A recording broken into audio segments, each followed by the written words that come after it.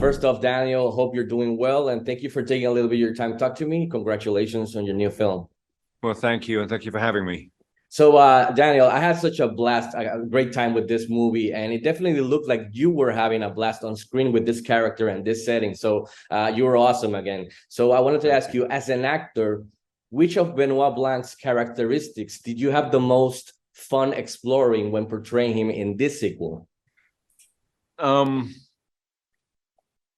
I just love his curiosity. I love the fact that that's how really his technique, certainly in this movie, and with this bunch of people, is to find out as much as he can about them, but it's not through interrogation. It's not by sleight of hand. He's genuinely interested in their backstory, in their histories, in who they are, and I think that sort of makes them feel comfortable, and then they sort of confess to him.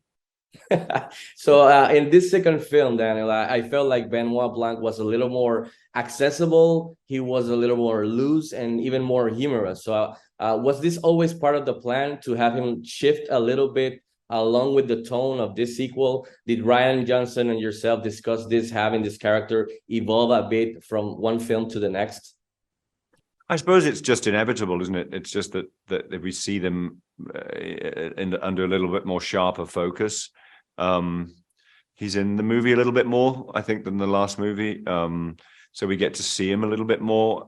Both of us are not very interested in his backstory. We're not very interested in his private life. We think he should remain an enigma because ultimately it's sort of not about him. It's about the suspects. That's who we want to be focused on. And we want the audience to be focused on that because we want the audience to be guessing and we want the audience to be figuring it out. But hopefully with this movie you kind of get a bit of best of both worlds. You get a little bit of him and you also get his technique and everybody else's undoing. So before wrapping up, Daniel, the first one was the first mystery was set in Boston. The second one is set in Greece. Is there perhaps a location around the world that you love as a setting for the next one? Maybe. There's plenty of places that would be wonderful to go to, whether we can or not. I'm going to leave it up to Ryan. He will go away and do some serious. He's already doing some serious thinking about it. I don't really mind if we get a cast nearly as good as this one. I'll be very happy. Definitely. I pitched to him when I talked to him about you guys coming to Puerto Rico for a mystery. Sure. We'd love to have you here. I would love to come to Puerto Rico. That would be amazing.